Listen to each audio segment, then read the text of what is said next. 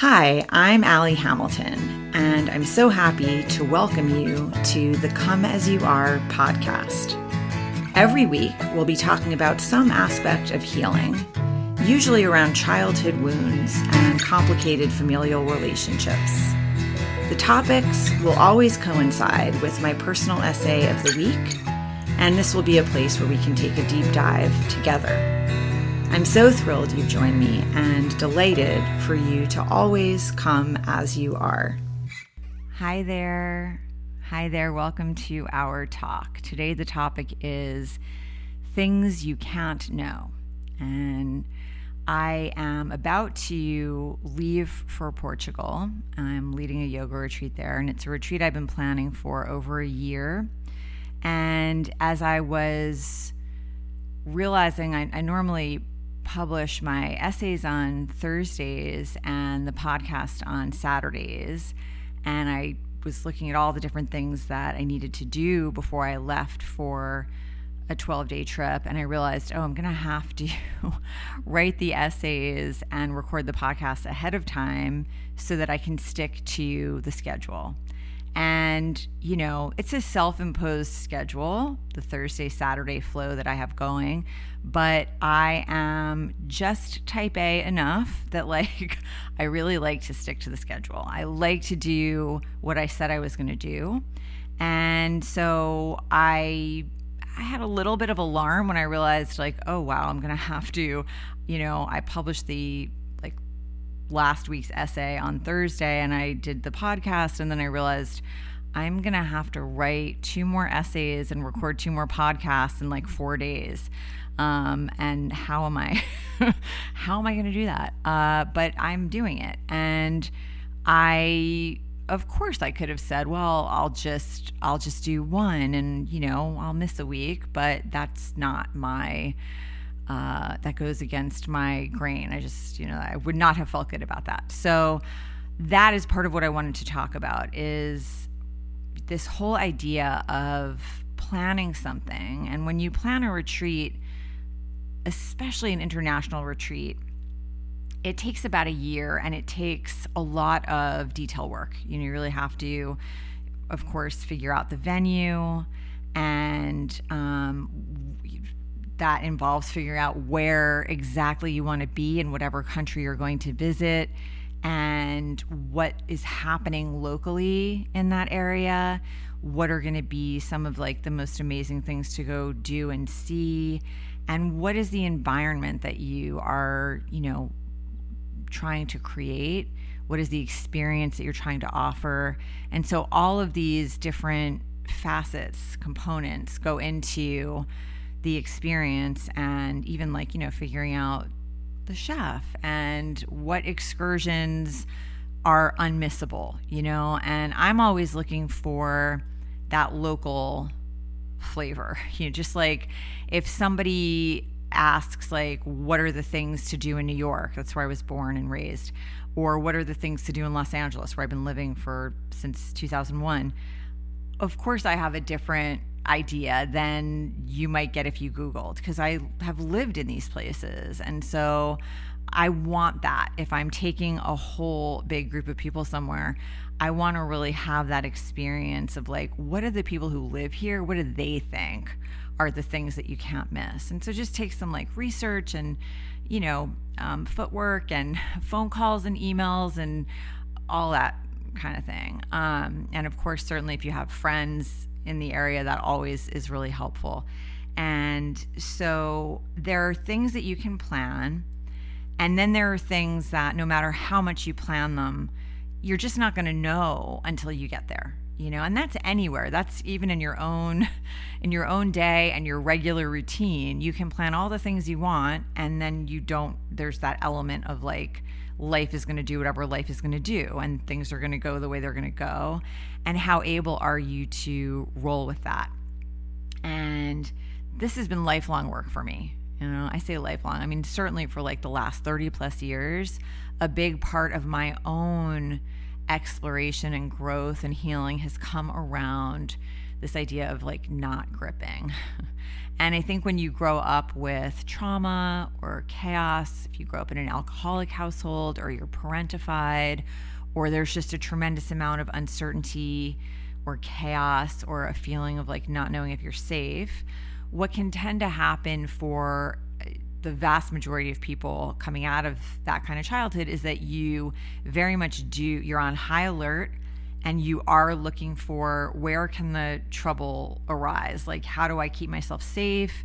And what kind of work can I do to do everything possible to ensure that like nothing too terrible is going to happen? Like, what can I do? And that tendency, as much as, you don't want to move through life being on high alert or constantly looking for danger, scanning the area. I mean, that's no fun. That's not what we want. And that's a big part of what I had to really work on. But the kind of like silver lining or, upside of that is you can be really detail oriented and you can kind of think about all these different scenarios and play things out and do everything possible to make things as smooth as they can be, to make sure that you're working with really trustworthy people, that you're going to a beautiful place that you have vetted, that you've spoken to people who have hired this chef, and all the things that you possibly can do to make sure that whatever you are putting into place is going to be great. And whatever excursions you're planning, you've picked a really solid transportation company. They're going to show up on time. They're going to take you exactly where you need to be, that they know where these places are, and that when you get there, wherever it is that you're going, you're going to be received, expected, and just like welcomed in a loving and competent way. And so that's always what I'm looking for and what I'm trying to create, with the understanding, like, I'm not, none of us can control every aspect of whatever is going to ensue. And that is part of, I think, one of the great gifts of travel is that you can almost guarantee not everything's going to go exactly according to plan. And that's part of not just like an advanced yoga and meditation practice, just an advanced like life practice, is how easily or not easily am I able to roll with things when they don't go exactly the way that I thought that they would, no matter how much planning I've done and how much detail work I've done. How able am I to to go, to roll with things if they change or unfold in a way that I wasn't expecting. And there was a time in my life where that was just incredibly difficult work.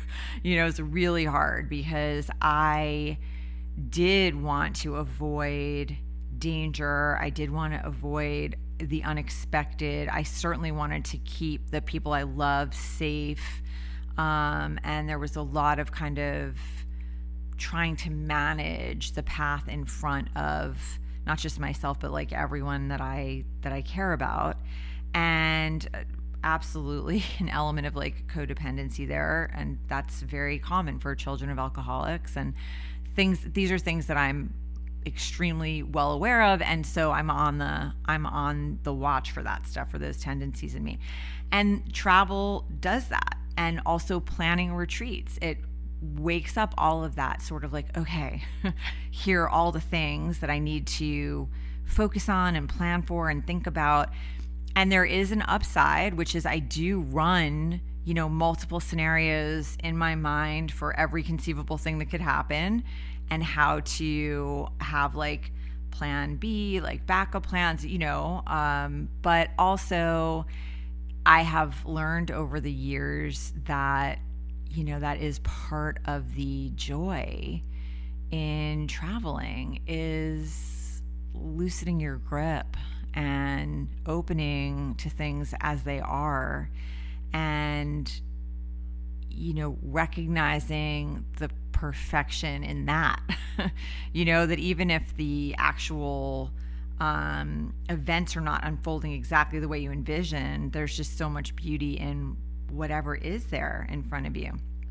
And And so I've experienced that in every international retreat that I've led, and every retreat I've led. I took a bunch of people to Costa Rica when my son was 15 months old, and we were in the middle of the jungle.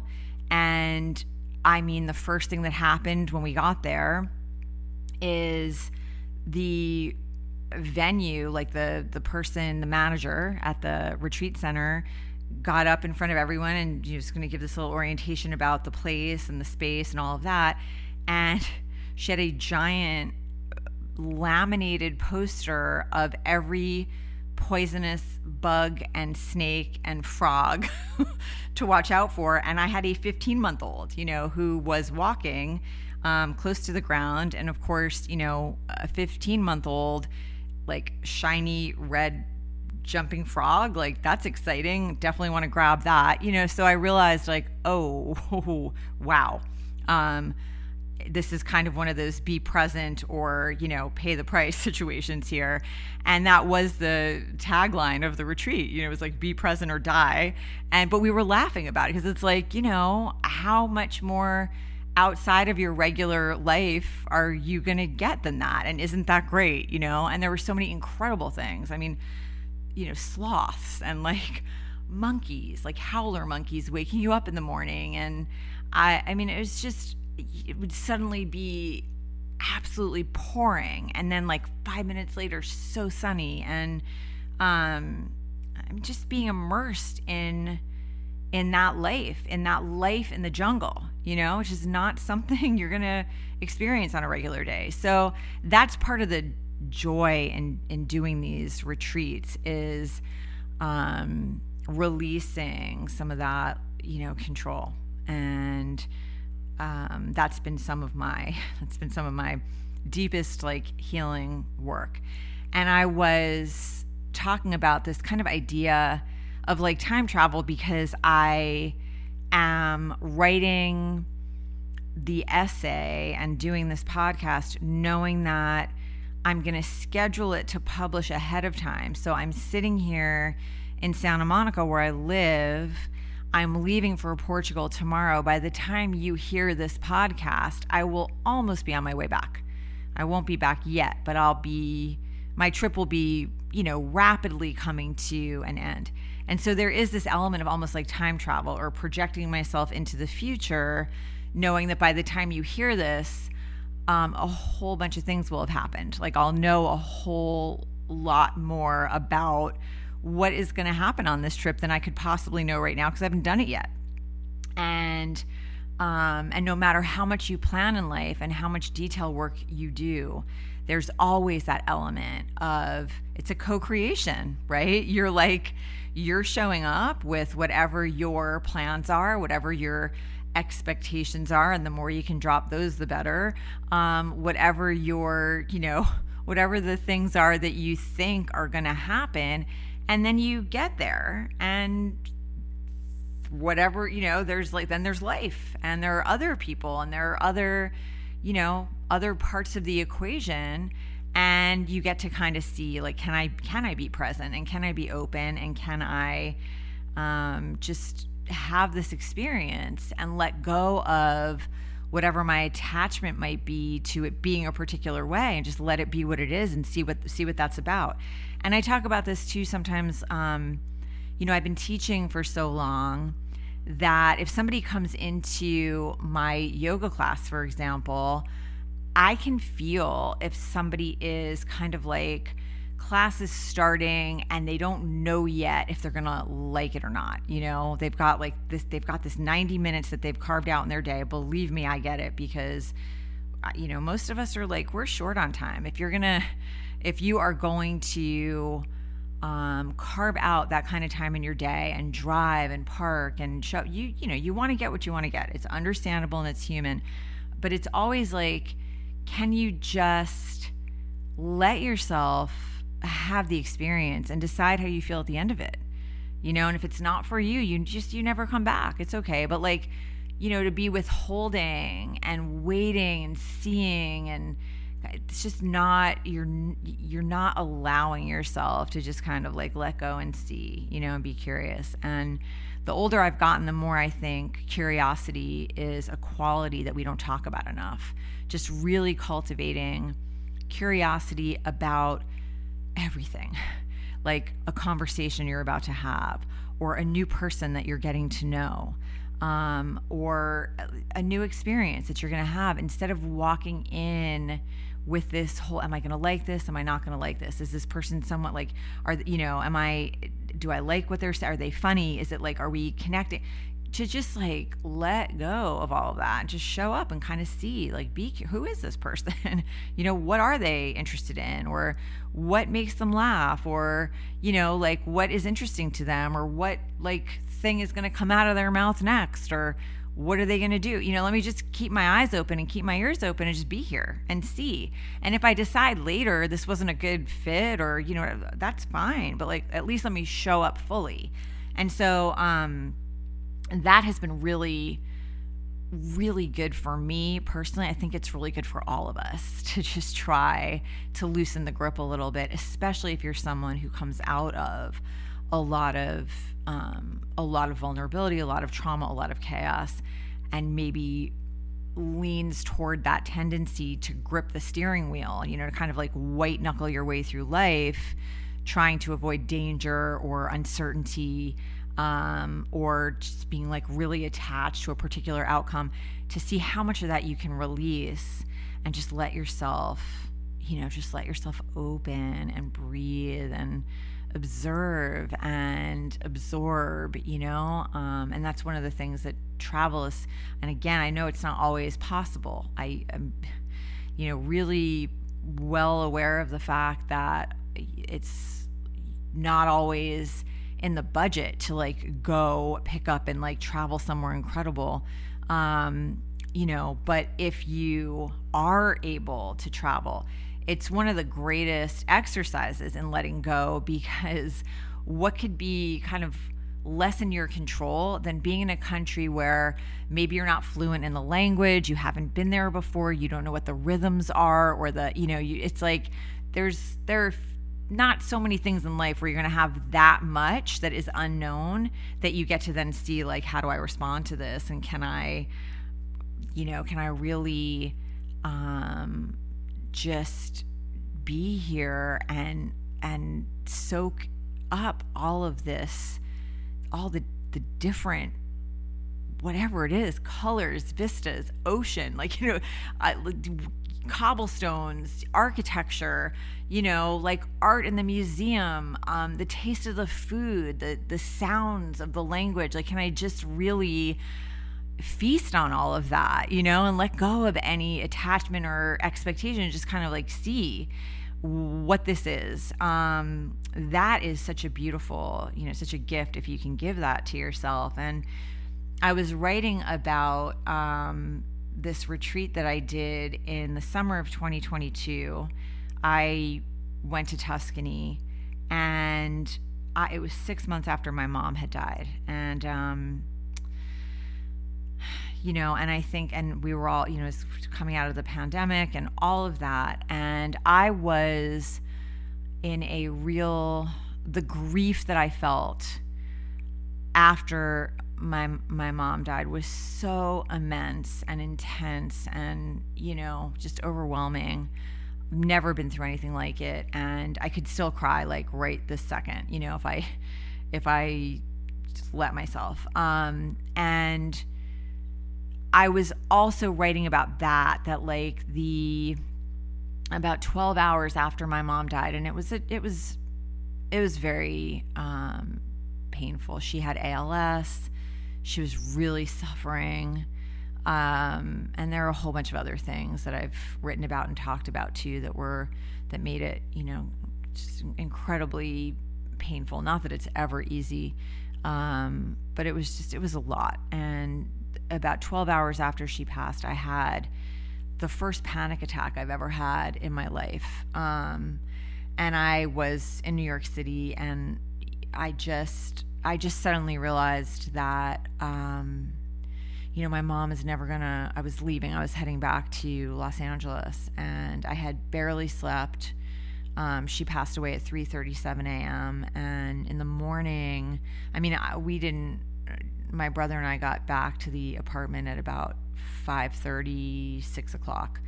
And I slept for about 2 hours. And my stepdad was, grief hits people differently. And he was just like, I don't know how I'm going to do this because her things are everywhere. Like she's she's living in that apartment for 50 years. So yeah, her things were everywhere. They were in every drawer, every closet, everything, every wall, everywhere. And he was struggling. And so I said, okay, let me at least try to like go through her things that are in your bedroom. Let me see what I can do. And I really went to work. Like I just, my brother and I went and got boxes, and I just went through, her dresser, her closets, her jewelry, everything. And I found some things that just absolutely, I just couldn't even believe. And letters, and just, it was a wild thing to do with the loss, being as just hours prior. And so I packed up 5 boxes of things, like some things to donate, and some things to ship to myself in California and like that. And some things that I sort of packed away for my next trip back. And so I had to leave because I would have missed my flight otherwise. And so as I was going down through the lobby of the building where I grew up, I suddenly realized, like, my mom is never going to walk through this lobby again. I'm going to start crying. She's never going to, like, walk outside and walk down the block where I grew up. And I just, as I was walking down the block, I suddenly panicked because I didn't know where she was. And my brain just I couldn't understand, like, where she was. And I started to, I couldn't breathe. I lost my peripheral vision, and I realized, like, I've been teaching yoga and meditation I've been practicing for over 30 years and teaching for over 25. And I realized, like, this is what a panic attack is. I had never had one. I'd had anxiety, but that's a different thing. And I just realized, like, you've got to, like, slow down my breathing here. I'm having a nervous system response. And so part of what happened 6 months later is I brought some of her ashes with me to Tuscany, and her best friend, he's French, and he has his family has this just unbelievable chateau, and he was like, why don't you go there first and rest? Like, I think you need to rest before you go do this retreat. Just take a week and just sleep and be in this beautiful place and just eat the food and sleep as much as you want to, and just go and rest. And it was such an incredible offer and so needed. And so I did go and do that. I went and I just rested for a week in the most beautiful place. And it was incredible. And then I went to Tuscany and I met a whole giant group of people, and we had a week together that was amazing. And and not everything went according to plan. One of the participants got COVID almost right away, and I think had arrived with it, probably off the plane. So this was early days post pandemic, and a lot of things happened. It's just, we were out in the world for the first time in a few years, and it was certainly different and interesting, like, and all kinds of, and amazing. It was incredible to be with people and to hug people and to get to teach in person. There's a lot of, and to be in this stunningly beautiful country. And to be immersed in a culture that, like doesn't, businesses are not open, from the crack of dawn until the end of the day. There's like the afternoon, everything closes because people are resting, and there's just a high priority put on rest, and just all these beautiful, differences that are, you really can learn so much about what makes a good life and a good quality of life, when you step outside of like what you're used to and the culture that you've grown up in. And so it was incredible. I brought some of my mother's ashes with me, and I spread them. I spread some at the chateau. There's just beautiful tree there, and I knew she would like that. But this is part of what I was going to talk about in the podcast. She was not someone, she wouldn't talk to me about any of her wishes after she died. She didn't even want to accept that she was dying. She didn't want to, for a long time, she refused to accept the ALS diagnosis. And so she wouldn't have those conversations of like, Mom, what is it that you want me to set up here for you? I ended up being her health proxy and making those decisions for her. But she, other than being cremated, she didn't have any, there was no will, there was no, there just were no directives. There was just nothing except the health directive that she signed 2 weeks before she passed away in the ICU. And so I didn't know, I was kind of guessing, but I felt certain she would love to have some of her ashes spread at her best friend's beautiful place, and where she never let herself go, by the way. He had invited her so many times, and she didn't ever take him up on it. And that broke my heart when I was there. I just thought, like, I just wished so much that she had given herself more of that kind of experience. And when I went to Tuscany, I spread some ashes there at a vineyard, which my mother was, she was a big wine fan, big fan. And putting that euphemistically. But I also had spread some in my own backyard. I made like a little Buddha garden for her, and I lit candles for her in Florence. And then last spring, I took a bunch of people to Greece, and I lit a candle there, while we were there. And so it's like, I don't know where she is, so she's kind of everywhere. Everywhere I go, I always like light a candle or do something. And I think that's really what I wanted to talk about today, is that no matter how much you plan for things or how much you try to nail things down, in reality, that's not life. We just don't know. It's like the more you can let go of that tendency to try to control things, and the more you can just open and have these experiences, the less you kind of panic. And once I realized, the grieving, at the end of that trip, what happened the last day that I was on the Tuscany retreat, we went to Siena, which is, if you can get there, it is one of the most incredible cities I've ever seen. It looks like it's from another time and another world. And I really can't recommend it. It's absolutely beautiful. But I was so amazed by what was happening around me that I wasn't paying attention. And even though I knew to keep my bag to the front of me as I was traveling, I was just so stunned by what I was seeing that I had my bag to the back of me, and somebody came and took my wallet. And I am also, I've been a mom for so long. I have a 17 and a half year old and an almost 15-year-old. And if you have kids, or you're like an auntie, or whatever it is, you might also know what I'm talking about here. But you get so used to your kids going into and out of your bag that in my brain I did feel something happening, but I just assumed it was one of my kids like putting something into my bag or taking something out. And by the time I like looked up, and we're talking about like 1 second, I looked up and realized, oh, my kids are in front of me. I turned around, my bag was open, my wallet was gone, and there was nobody, there was no one around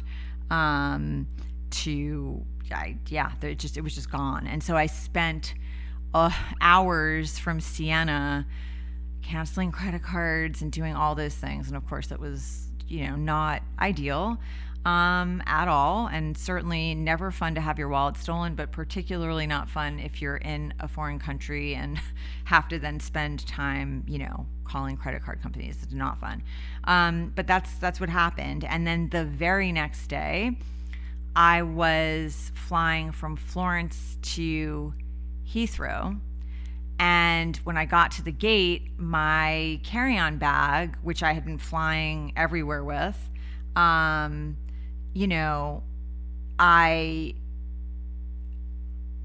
got to the gate and the woman at the gate insisted that I check it. And it was like the exact size of like the kid's bag. Like it was the exact same bag it met all the international measurement specifications and all of that.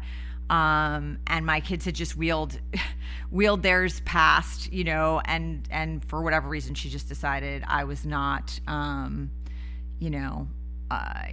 was not going to go through with this, with my bag. So I said, is okay, really? Because it does fit. I was like, I can put it in the, in that like container thing so you can see. And she got very aggressive and angry and yelled at me. And so I just gave her my bag because there were people behind me.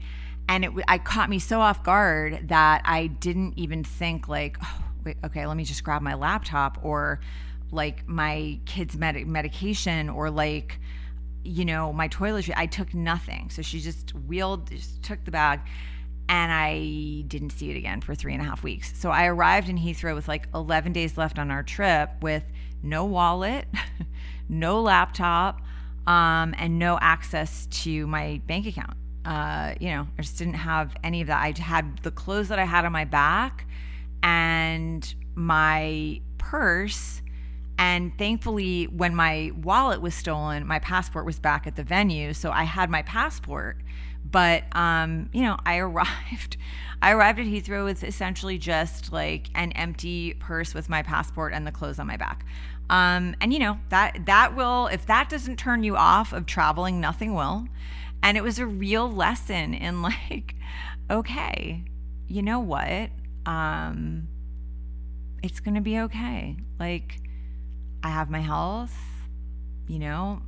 kids are healthy, like everything's going to be okay. No one is going to perish here. Like it's all going to be okay. And it was, and it did not dampen my wanderlust. It was not fun, certainly not something I would like to repeat ever, but it was a really interesting lesson in just like how much more can you let go of right now? Like you are not in control. And in case you're confused, like let's make it super, super clear. And I don't mean that like there was some entity trying to make things clear to me. That is not my, that's not my philosophy on this stuff. It's that these things happen and there's like what you're gonna take from it. And for me, I just realized like maybe this is really as uncomfortable and unpleasant and stressful as this is, maybe it's just really good for me to realize like it's still going to be okay. And when I had, I'd like lost my mom, in a foreign country, I've lost my wallet, I've lost my laptop and my whole bag. I've lost every sort of all sense of having any control or comfort at all. And like, I'm still okay. Everything's still okay. And I do think it's kind of good for us to have some level of that, maybe not all of that. I wouldn't wish that on anyone, but I think some just where you just succumb, and you just say to yourself, okay, I'm not in control. I'm not in the driver's seat here, but I do get to figure out how I'm going to show up right now and how I'm going to handle this and what I'm going to do in response to what is happening. And I think that there is something kind of freeing, like when I that panic attack that I had on the block where I grew up, I lost all my words. The only word I had in my head was mom. That was it.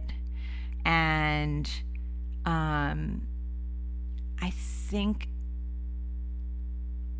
there is something to this whole idea of even the podcast that I'm doing right now and talking to you, and the fact that you're going to hear it in the future. This whole kind of delusion of control and illusion of like solidity is something that's really been on my mind lately. And I'm intrigued by this idea of making something for you right in this moment that your ears are not going to hear for 9 or 11 days. I can't remember, but it's like, it's something that I'm making for you now, knowing a whole bunch of things are going to happen in the space-time continuum between now and the next time I'm sitting in Santa Monica that I have no idea about. But I'm sending these words out into the ether. There's something really kind of beautiful and amazing about that. And I think that I think it's helpful if we can really kind of all tune into that frequency a little bit more, just less of the solidity and my feet on the floor and my plans and my details and my alerts in my phone and my, my routine and my this and my that, and like let go a little bit. Remember, like, wait a second, I am on a spinning planet in a solar system, in a vast universe that is just expanding and expanding and expanding in ways that I cannot conceive. And let me not kind of forget that, because I'm caught up in I don't know what time it is or what's going to happen at 6:00, just like to maybe ease up on that a little bit sometimes. So I hope that is helpful, interesting, something, right? And I really love being in conversation with you, and I'm easy to find, and I'm just sending you a lot of love from right now into the future, which will be the present, by the time you hear it. And I'm hoping that whatever the present is for you, you're feeling loved. And I'll talk to you back from this seat in the not too distant future. Bye for now.